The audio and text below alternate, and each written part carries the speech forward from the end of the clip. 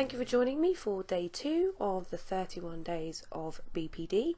I'm going to be talking about the environmental causes of BPD. So this is our nurture, so our environment, what shapes us, our upbringing, our background, etc.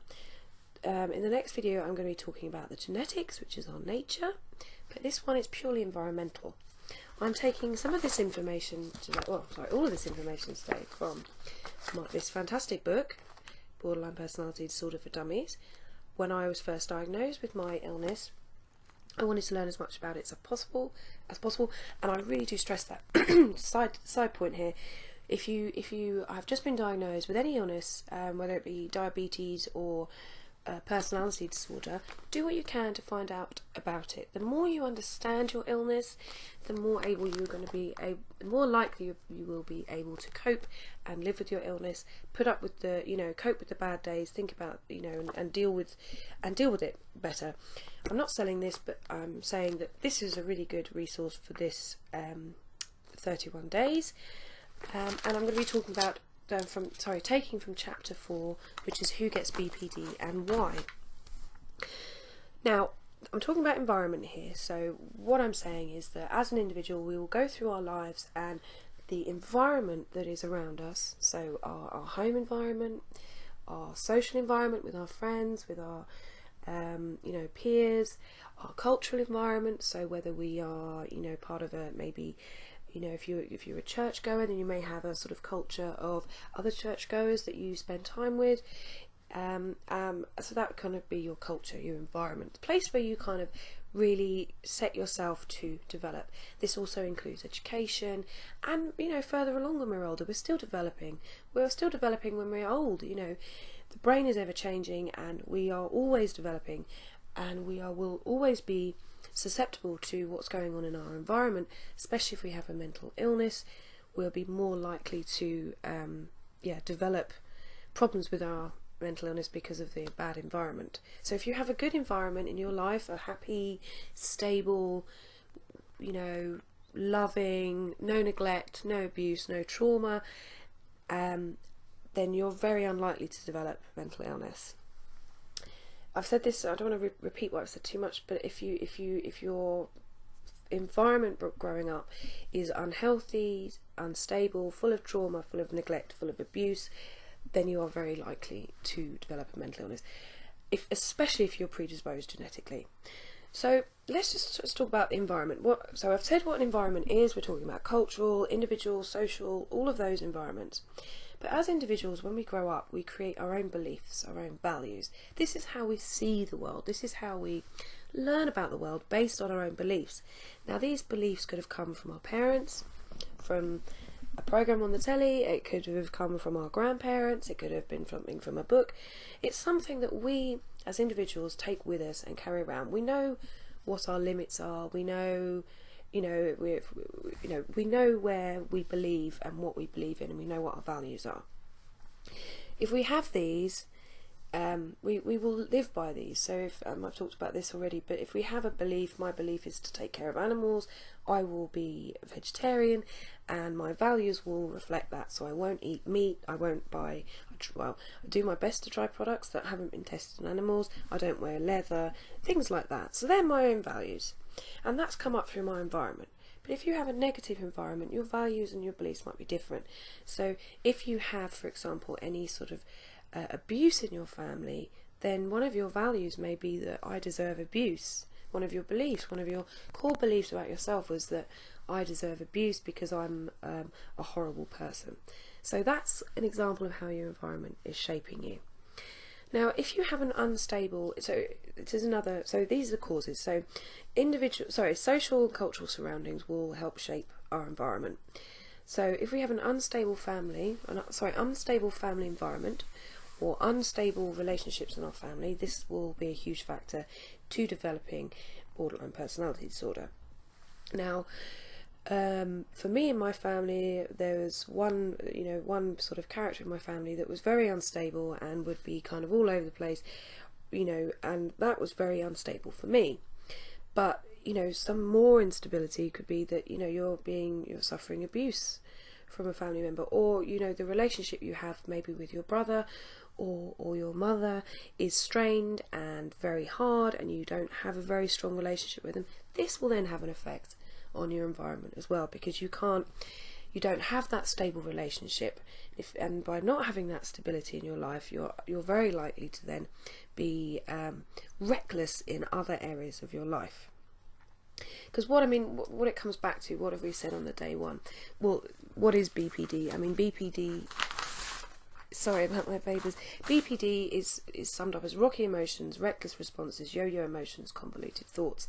Now, if you're growing up in an environment when you're experiencing other people having rocky emotions, other people with reckless emotions, or yo-yo emotions, sorry, rocky relationships, or other people who are experiencing convoluted thoughts, then you might be a sponge and start acting like them. For me, there was, you know, a character in my family that would have emotions like very extreme, going from being really angry to then passive aggressive to maybe then sulking for weeks on end. This gave me a kind of like a really confused point of view as to people's stability. So I thought, well, people are very unstable. People are going to be very unstable towards me, so I can't trust them. Then you start developing a lack of trust. A huge part of BPD is fear of abandonment. So if you've had childhood neglect, or maybe even been abandoned, then you're seriously going to be very, very, very confused about what the world is, what the world should be like.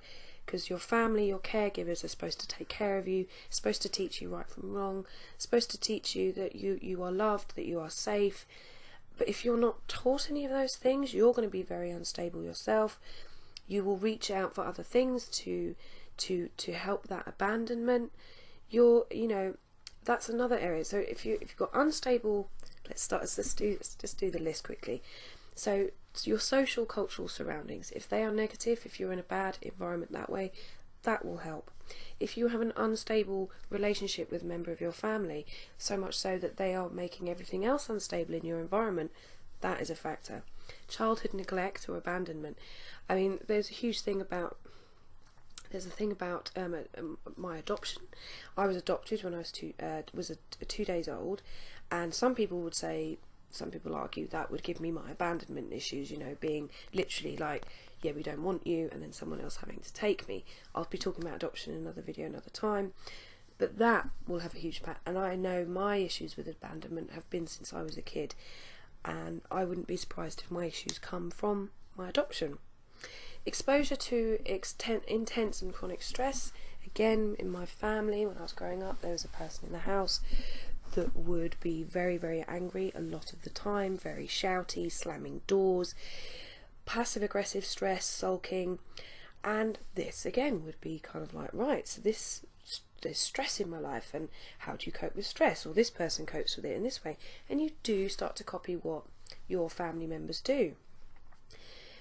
Childhood trauma. So if something has happened to you, such as maybe sexual abuse, physical abuse by a relative or family member in any way, this is going to be a big part of developing a mental illness, and this could lead to other mental illness as well. I can't stress enough how damaging it is to cause abuse to a child.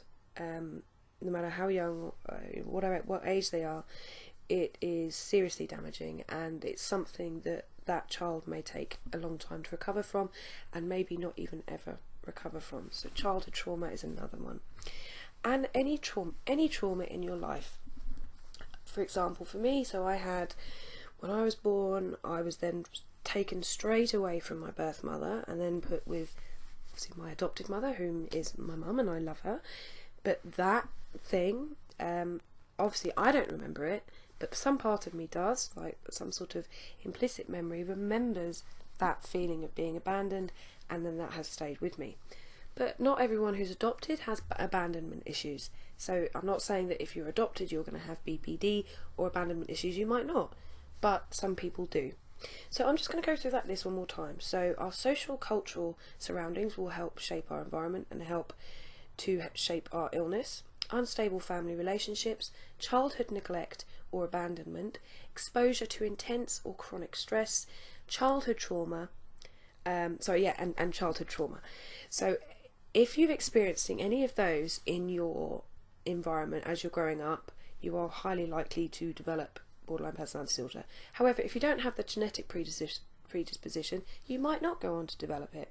However, if you have the genetics and the environment, and they both give you a really, really bad deal, bad hand, bad card, then you're basically going to develop this.